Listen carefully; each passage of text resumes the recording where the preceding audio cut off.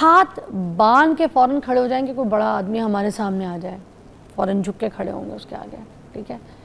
تو کیا یہ غلامی کی علامت نہیں ہے؟ کیونکہ جھکنا تو صرف اللہ کے سامنے چاہیے، ہاتھ تو صرف ہم نے اللہ کے آگے باندھنے ہیں. تو پھر یہ کیسی غلامی ہے جو ہم کسی ایسے بندے کو دیکھیں، کوئی پاورفل ہو، تھوڑا سا ہم سے اسٹرانگ ہو، تھوڑی سی اس کی مہنگی گاڑی ہو، اس نے سوٹ اچھا پہنا ہو، کوئی برانڈڈ جوتے پہنے ہو، جھوٹی اس کی ہاں میں ہاں ملائیں گے. پتہ ہے وہ بندہ صحیح نہیں کہہ رہا، پتہ ہے وہ بندہ غلط کہہ رہا ہے، پتہ ہے وہ بندہ کسی کو ذلیل کر رہا ہے، پتہ ہے ہمیں وہ بندہ کسی کو اذیت کر رہا ہے، ذہنی تکلیف دے رہا ہے، جھوٹی شو آف کر رہا ہے، ٹکے کی ویلیو نہیں ہے اس کی. مگر اس کے باوجود صرف اس لیے کہ کہیں یہ شاید مجھے اپروو کر دے، میں اس کے ساتھ رہوں گا، میرے 4 اچھے لنکس بن جائیں گے، پاورفل بندہ ہے، اس کے کنیکشن ہے، اس کے سوشلائزنگ ہے، اور میں بھی تھوڑی سی بدماشی کر لوں گا یار. واٹ از دس؟ اس پہ بات کریں گے آج. کاشف فراز صاحب بتائیے. کیا آپ نے دکھی ترک پہ ہاتھ رکھا، پتہ نہیں یہ باتیں ہم کر بھی پائیں گے کہ نہیں. لوگ کہیں گے کہ 14 اگست کی 78ویں یوم آزادی کے اوپر آپ ذہنی غلامی کی اور غلامی کی باتیں بتا رہے ہیں. سر طلعت حسین صاحب نے جانے سے پہلے، اس دنیا سے جانے سے پہلے کہہ دیا تھا کہ ہم آزاد نہیں ہوئے، ہم آج بھی غلام ہیں. بالکل ٹھیک ہے، میں تو اس بات کو 100% کہتا ہوں اور آپ کے ساتھ بالکل متفق ہوں. میں تو اس عوام کی بات کر رہا ہوں جو بعض اوقات ہماری بات کو، ہماری گفتگو کو اس طرح سے لے لیتے ہیں کہ شاید ہم کوئی پاکستان یا پاکستان کے وجود کے خلاف بات کر رہے ہیں. جبکہ جب آپ نے یہ بات جذباتی انداز میں کی تو ایکچولی آپ کی پاکستان سے محبت شو ہو رہی تھی. جب میں ایک تنقید کرتا ہوں، جب میں ایک گلہ کرتا ہوں، میں ایک شکایت کرتا ہوں، میں مسائل اجاگر کرتا ہوں، میں سچ بات کرتا ہوں، تو اس سے میری پاکستان کی طرف الفت کا پتہ چلتا ہے، محبت کا پتہ چلتا ہے کہ میں کتنا سوچتا ہوں، میں اس کے لیے کتنا اچھا سوچتا ہوں، میں کتنا آگے لے کے اپنوں سے کیا جاتا ہے. اور میں کبھی ہو سکتا ہے کہ جس کنٹری نے مجھے جنم دیا ہو، جس نے مجھے وجود دیا ہو، نام دیا ہو، شہرت دی ہو، کبھی اس ملک کے خلاف بات کی جا سکتی ہے. لیکن سمجھنے کی ضرورت ہے کہ ایک مثبت تنقید میں، منفی تنقید میں فرق کیا ہے. دیکھیے جب فیض احمد فیض صاحب نے کہا تھا نا کہ یہ داغ داغ اجالا، یہ شب گزیدہ سحر، وہ انتظار تھا جس کا، یہ وہ سحر تو نہیں.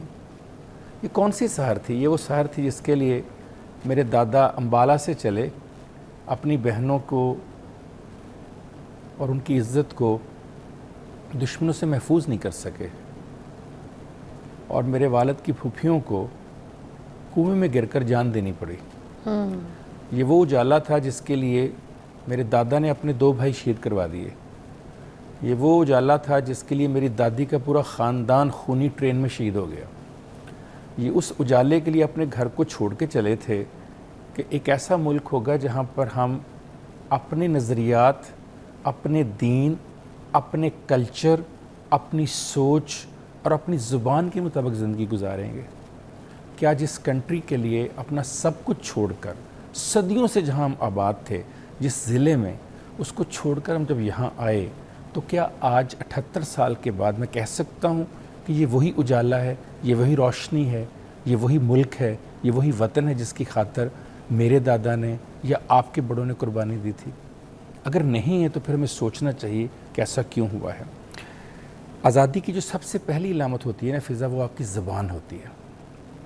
آج مجھے آپ بتائیے کہ جس زبان کے لیے قائد اعظم محمد علی جناح نے پہلے دن اعلان کر دیا کہ پاکستان کی قومی زبان اردو ہوگی، کیا آج کسی دفتر میں، کسی بورڈ پر، کسی گورنمنٹ کی کورسپونڈنس میں، کسی عدالتی فیصلے میں آپ کو وہ زبان نظر آتی ہے آج تک؟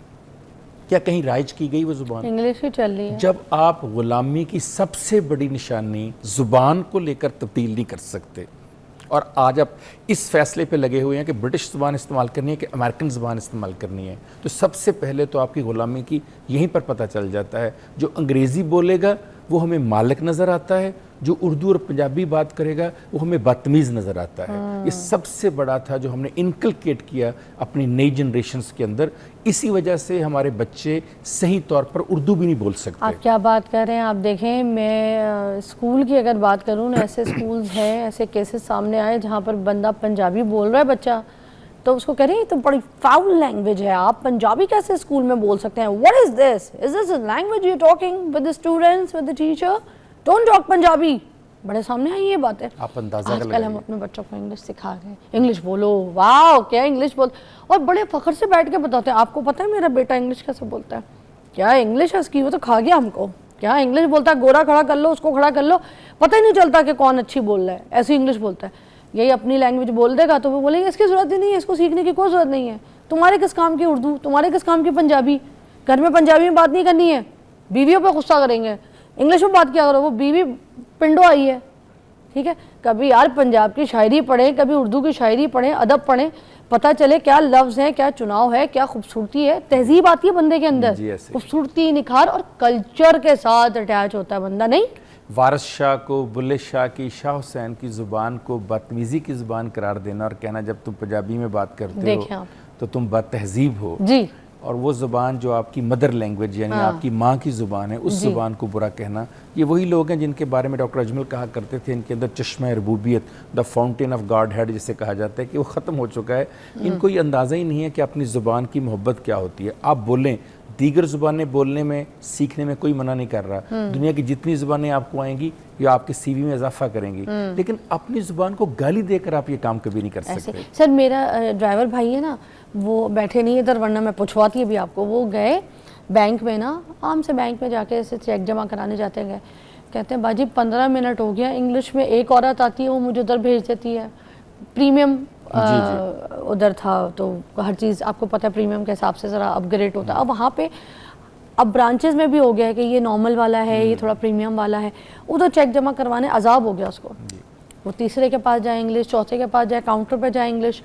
देख रहे हो आप शक्ल से बंदा इंसान थोड़ा सा माड़े हालात का है, या सीधा साधा है, या कम, ठीक है, मगर आप जानबूझ के ओ माय गॉड ये वो ये फजूल, भाई खबरदार जो आपने कभी किसी को जलील करने के लिए अपनी इंग्लिश झाड़ी, मुझे ड्राइवर भाई का गुस्सा पहले भी था दिमाग में, अजियत देते आप किसी को ज़हनी, आपकी लैंग्वेज, आपकी माँ जब पैदा हुए थे, आपके अब्बा जब पैदा हुए थे, आपको ये कहते oh my God what is this, किसी को जलील करते हैं, गरीबों को जलील करते हैं, बकवास करते हैं इंग्लिश में, गोरों के साथ करें जाके, आपको बताएंगे वो लोग कैसी इंग्लिश आपकी, मुंह पे चंडे होंगे आप लोग, जलील मत क्या करें किसी को गंदी जबरदस्ती की इंग्लिश बोल के, 4 किताबें पढ़ के, जिस बंदे को देख के पता चल रहा है इसको इंग्लिश नहीं आती, उसके साथ क्यों बोल रहे हैं आप, या बोल रही हैं आप, यार क्या करते हो आप लोग।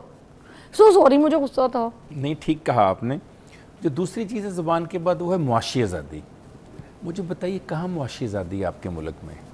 आज आप IMF और वर्ल्ड बैंक के ग़ुलाम हैं, आपका बजट 6 महीने पहले वो अपनी वेबसाइट पे जारी कर देते हैं, आज आपने $68 बिलियन एक्सटर्नल डेट देना है, अब आपने हज़ारों बिलियन डॉलर इंटरनल डेट अदा करना है, आपका अगले 50 साल में पैदा होने वाला बच्चा पैदा होने से पहले ही हज़ारों लाखों रुपए का मकरूज है, और आप कहते हैं कि आप आज़ाद हैं। आज़ाद है। अगर आपको 1 महीने के अखराजात के लिए बाहर से पैसे ना आए तो आपकी तनख्वाहें नहीं चलती हैं।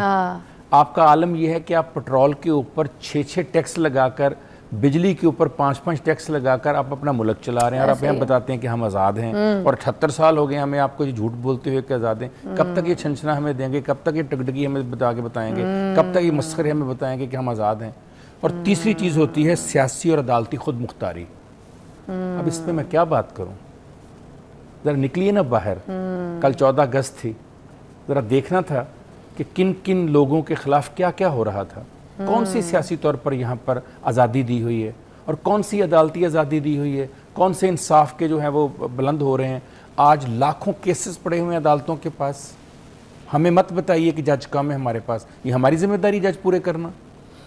एक इंसान के पास सबसे ज़्यादा उसके पास क्या उम्मीद होती है, अदालत मुझे इंसाफ देगी। इंसाफ कहाँ से मिलेगा? और जब अदालत खुद इंसाफ के लिए धक्के खाती फिर रही बहुत सही बात, जब वकला खुद अदालत के धक्के खाते फिरते हैं इंसाफ के लिए, जब जजेस अपने केस खुद दायर कर रहे हों, तो उसके बाद मुझे बताइए, जस्टिस जवाद ख़ाजा ने एक फ़ैसला दिया सुप्रीम कोर्ट के अंदर बैठकर कि पूरे पाकिस्तान की ज़ुबान आज के बाद उर्दू होगी, क्या उस फैसले को आज तक आप इम्प्लीमेंट करवा सके हैं? ये आपने अदालत को दिया। एक यहाँ पर सिपाही जो है वो अदालत के आर्डर की वायलेशन कर देता है, क्या उसके खिलाफ आपके पास रेमेडी है? क्या आप करते हैं?